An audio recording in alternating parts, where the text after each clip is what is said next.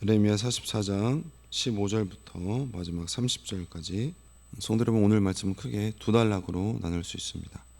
먼저 첫 번째 단락 15절부터 19절까지는 에레미야의 심판 선포에 대한 애굽으로 간 이 유다 백성들의 반박입니다.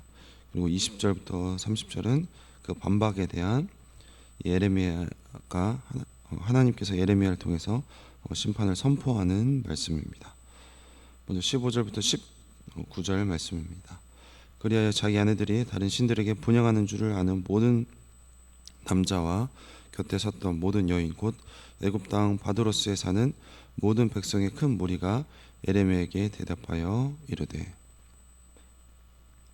15절에 지금 그리하여라고 나오는데 이것은 히브리어 바브 접속사입니다. 그래서 사실 그리하여보다는 그때로 이해하는 것이 더 좋을 것 같습니다. 그때 이 애굽 바드로스에 거주하는 모든 백성들은 심판과 멸망이 있을 것이라는 이 에레미야의 말에 수긍하지 않습니다. 따라서 15절은 에레미야에게 대답한 것이 아니라 지금 반박을 하고 있는 것입니다. 저자는 바드로스에 사는 모든 백성이 나와서 에레미야에게 지금 반박하고 있음을 서술을 하고 있습니다. 오늘의 본문에서 주목할 것은 바로 이 아내들의 발언입니다. 이 아내들은 남편과 지금 대등한 위치에 있으며 큰 무리를 이루어서 자신들의 의견을 지금 제시하고 있습니다. 그들은 다른 신에게 분향했으며 그것을 남편들도 잘 알고 있다는 것입니다. 자, 이것은 이방신 숭배를 지금 아내들이 주도하고 있음을 우리가 알 수가 있습니다. 남편들도 그러한 사실을 알고 있지만 그 아내들을 제지하지 않은 것입니다. 자, 그들은 본격적으로 에레미야가 여호와의 이름으로 하는 말을 우리가 듣지 아니하고라고 지금 말을 하고 있습니다. 자, 그들이 에레미야의 말을 듣지 않는 이유를 17절 이하에서 기록하고 있습니다. 하늘의 여왕을 숭배했을 때와 그리고 숭배하지 않을 때를 지금 그들은 나누어서 반박을 하고 있습니다.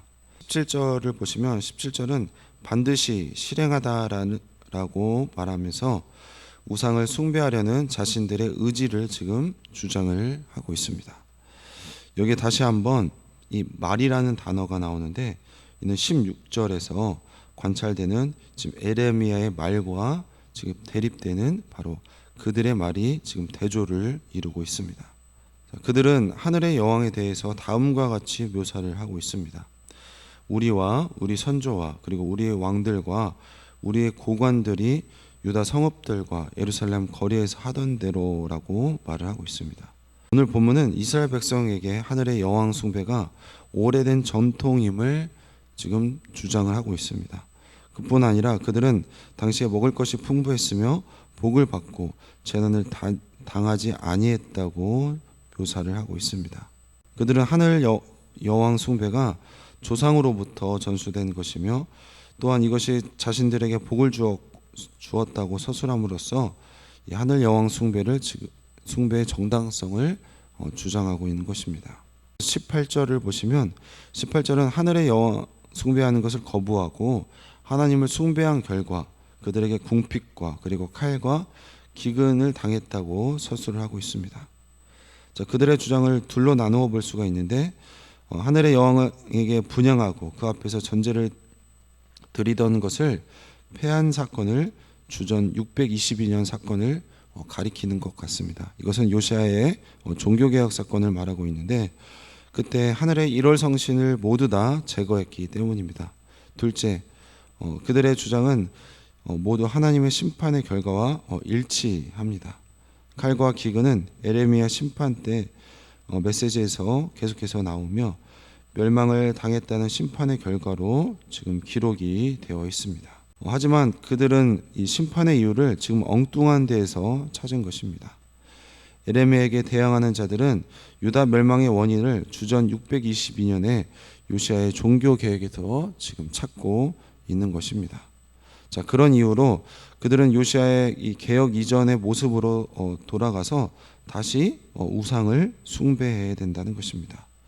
그러면서 19절을 보시면 이 우리라는 단어를 강조를 하고 있습니다. 우리 개역개정 성경에는 우리라는 표현이 한 번 나오지만 원문에는 두 번이 기록되어서 이 지금 우상 숭배하는 행위자 그들을 우리를 계속해서 강조를 하고 있습니다. 여인들은 스스로 다양한 방식으로 지금 하늘의 여왕을 숭배하고 있음을 강조하는 표현입니다. 그러나 여인들은 어째 우리 남편의 허락 없이 전제를 드리겠냐고 말을 하면서 하늘의 여왕 숭배를 남편들이 모르지 않는다고 말을 하고 있습니다. 즉 아내들이 주도적으로 우상을 숭배하고 남편들은 침묵으로 그 우상 숭배를 동조를 한 것입니다. 그들은 그 여신의 형상대로 만든 빵을 만들어 놓고 전제를 부어 바칩니다. 그들은 유다 멸망의 원인을 이렇게 하나님을 섬기는 것에서 찾았으며 요시아의 종교개혁 이전의 모습으로 돌아가야 된다고 주장을 하고 있습니다. 자, 이러한 하늘의 여왕 숭배는 17절이 보여주는 것처럼 애굽 땅에서 그들이 여전히 풍요와 복을 기대하는 모습을 반영하는 것입니다. 그럼 이렇게 우상 숭배하는 자들은 그 정당성을 찾기 위해서 이렇게 이상한 논리를 펴는 것을 볼 수가 있습니다. 그리고 그들의 멸망 원인을 모두 다 책임 전가를 하나님께 하는 모습을 볼 수가 있는 것입니다. 자, 이러한 그들의 반박에 대해서 20절부터 30절까지는 하나님께서 심판을 선언하는 모습입니다.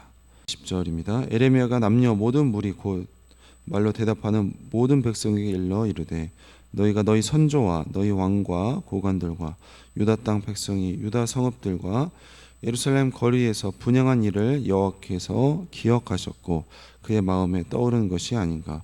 여호와께서 너희 악행과 가증한 행위를 더 참을 수 없으셨으므로 너희 땅이 오늘과 같이 황폐하며 놀램과 저주거리가 되어 주민이 없게 되었나니. 이 여인들의 반박이 있은 후에 예레미야는 다시 하나님의 말씀을 선포를 시작하고 있습니다. 그는 남녀 모든 무리 그리고 모든 백성을 대상으로 지금 언급을 하고 있습니다. 자, 예레미야가 가장 먼저 하나님께서 더 이상 참지 않을 것이라고 선언을 하고 있습니다. 자, 이 땅은 다시 황폐와 놀람과 저주거리가 될 것이며 주민들은 다 없어진다는 것입니다. 자, 이러한 하나님 말씀의 선포는 44장 12절에 나오는 것이므로 앞선 선포의 반복이라는 것을 알 수가 있습니다. 하지만 더 나아가 여호와의 목소리를 순종하지 아니하고라고 말하고 있는데 내가 여호와의 이름으로 우리에게 하는 말을 우리가 듣지 아니하고에 대한 바로 응답입니다. 자, 게다가 여호와의 율법과 법규와 여러 증거대로 행하지 아니했다는 나의 율법과 나의 법규를 지켜 행하지 아니했다라는 이 하나님의 말씀에 지금 상응하는 것입니다. 자, 이러한 결과로 이 재난이 임했다고 말함으로써 예언자는 여인들이 말했던 그 재난과 궁핍과 멸망의 원인을 설명하고 있는 것입니다. 자, 즉 그것은 이 여호와 하나님을 섬김으로 발생한 것이 아니라 팩트, 사실은 여호와를 그들이 섬긴다고 하면서 하나님의 율법과 법규를 어긴 까닭이라는 것입니다. 자, 이로써 저자는 이 하나님 숭배의 본질이 분향과 전제 등에 있지 않고 바로 율법과 법규를 따르는 것에 있음을 지금 선언하고 있는 것입니다. 이러한 예레미야의 선언은 나중에 성전 파괴 이후에 살아가는 모든 이스라엘 백성들에게 그리고 성도들에게 대단히 중요한 의미를 갖습니다. 왜냐하면 이 예루살렘 성전 파괴는 더 이상 제2의 불가능을 의미했기 때문입니다. 그러나 성전 파괴가 율법과 법규와 순종을 불가능하게 만들지는 못합니다. 예레미야는 모든 백성과 그리고 모든 여인을 향해서 다시 한번 말하고 있습니다. 자, 이번에는 예레미야가 먼저 그들의 의지를 지적을 하고 있습니다. 입으로 말하고 손으로 이루려 하여는 입으로 말하는 것을 반드시 관철시킨다는 것을 의미하며 이것은 17절에 대한 바로 예언자의 반응입니다. 게다가 오늘 본문에서 반드시 실행하여와 같은 이 여인들의 말을 다시 인용하여서 하늘의 여왕 숭배에 대한 그들의 확고한 의지를 실행으로 옮기라고 말하고 있습니다. 에레미야는 여기서 두 차례나 걸쳐서 지금 이 서원이라는 용어를 활용을 하고 있습니다. 이 서원이라는 단어를 사용하는 이유는 반드시 지켜야 할 것임을 표현하는 단어입니다. 이렇게 하늘 여왕 숭배에도 불구하고 하나님께서 심판하신다면 그들은 비로소 자신들의 이 하늘의 여왕 숭배가 잘못된 것임을 깨달을 것입니다. 그래서 에레미야는 다시 심판을 오늘 본문에서 선포하고 있는 것입니다. 애굽으로 내려간 사람들이 서원하였듯이 에레미야는 하나님의 말씀을 맹세하면서 그들에게 다시 하나님의 심판을 전하고 있습니다. 이제 하나님 여호와의 심판은 결코 애굽으로 내려갔다 하더라도 피할 수 없다는 것입니다. 성도 여러분, 오늘 본문에서 우리가 알 수 있는 것은 첫 번째로 우상 숭배를 맹세하는 자들의 모습을 살펴볼 수가 있습니다. 적지 않는 무리가 이 에레미야의 책망에 반박을 하고 있습니다. 하나님의 뜻을 듣고 싶다며 찾아왔던 그들이 이제는 대놓고 하늘 여신에게 분향하는 일을 할 테니 더 이상 자신들의 인생에 참견 말라고 하나님께 도전을 하고 있습니다. 하늘 여신에게 분향하지 않은 것이 유다 멸망의 원인이라는 해괴한 논리를 펼치며 자신들의 우상 숭배를 지금 정당화하고 있습니다. 이것은 더 이상 자신들이 하나님과 무관하며 하나님의 백성이길 원치 않는다는 그들의 고백입니다. 자, 이렇게 하나님의 말씀 대신 우상을 품고 산다면 사람들은 이렇게 이상한 모습으로 그리고 흉측한 모습으로 변할 수 있음을 우리가 기억해야 할 것입니다.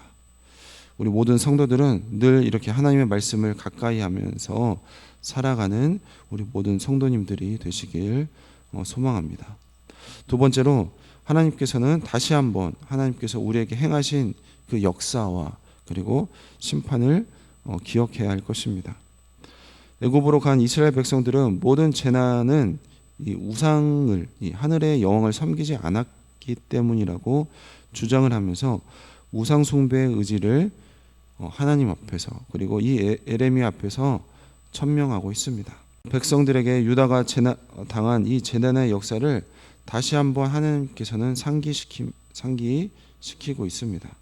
그들의 불안과 욕망 때문에 그들의 기억이 왜곡된 것인지 아니면 그들의 무지 때문인 건지 아니면 하나님을 무시하는 것인지 가늠이 안 될 만큼 그들은 지금 굉장히 패기 있게 하나님에 대해서 패역을 하고 있습니다. 이런 모습은 죄를 인정하기보다는 그들의 죄책과 그들의 책임을 하나님께로 돌렸던 이 아담의 모습처럼 이들도 역사가 증명하는 이 불순종의 죄를 회개하기보다는 모든 재앙의 책임을 하나님께 돌리며 자신들의 배교를 정당화하고 있습니다. 성도 여러분, 이것이 바로 인간의 죄성이며 그 죄에 대해서 책임 전가하는 바로 인간의 모습입니다. 자, 세 번째로 이러한 인간의 모습을 보고 하나님께서는 심판을 다짐하시는 모습입니다. 자, 백성의 이런 무모한 우상 숭배의 맹세에 대해서 하나님은 단호한 심판의 다짐으로 그들에게 응수하고 있습니다. 하늘 여신에게 선한 대로 이행한다면 하나님도 이전처럼 심판을 시행하겠다고 말씀하고 있습니다. 하나님의 명령을 어긴 자들은 하나님도 버렸고 악한 죄를 떠나지 않으셨던 자들을 약속의 땅에 살지 못하게 하셨고 헛된 우상에 자신들을 내어준 이들을 칼과 기근에 넘겨주셨습니다. 지금 그들에게 필요한 것은 이렇게 만용을 부릴 것이 아니라 하나님의 말씀을 듣고 하나님의 말씀에 사실 수용하고 순종했어야 되는 것입니다. 그리고 더 이상 배교하는 것이 아니라 이제라도 하나님의 말씀을 듣고 회개했어야 했던 것입니다. 그리고 하나님께 맞서는 것이 아니라 하나님께로 돌아오는 것이 바로 하나님께서 기대하던 바로 이스라엘 백성들의 모습입니다. 성도 여러분, 오늘 본문 통화에서 이렇게 하나님 없이 살아가면 결국 이상한 모습, 이상한 괴물이 되어버리는 모습을 볼 수가 있습니다. 이상한 논리를 주장하면서 그들이 당하는 재난과 모든 심판을 모두 다 하나님께 책임 전가하는 이스라엘 백성들의 모습을 보면서 우리가 오늘날 하나님과 동행하면서 사는 것이 얼마나 큰 은혜인지 깨닫고 살아가는 우리 모든 성도님들이 되시길 소망합니다. 특별히 하나님께서 우리에게 베푸신 사랑과 여전히 살아계셔서 우리의 역사를 주관하시고 계신다는 것을 우리가 다시 한번 기억하고 오늘도 하나님의 말씀대로 하나님의 말씀에 순종하면서 살아가는 우리 모든 성도님들이 되시길 주님의 이름으로 축원드립니다. 기도하겠습니다. 하나님 감사합니다. 오늘 말씀 통하여서 이스라엘 백성들이 하나님의 말씀을 하나님 듣는다고 찾아왔으면서도 하나님께서 그 말씀을 선언하시자 하나님 반박하는 이 우상 숭배하는 모습, 우상 숭배자들의 모습을 볼 수가 있습니다. 오히려 그들이 고통당하는 것, 그들이 재난 당하는 것이 우상을 숭배하지 않았기 때문이라고 이상한 논리를 펴는 모습을 볼 수가 있습니다. 그때 우상 숭배할 때는 행복했고 하나님의 말씀을 하나님을 섬기자 칼과 기근과 재앙이 있었다는 이상한 주장을 하는 그들의 모습을 보면서 하나님 인생 가운데 하나님의 말씀을 하나님 갖지 않고 우상 숭배하는 자들의 모습에 이 결과가 얼마나 비참하고 이상한지 살펴보았습니다.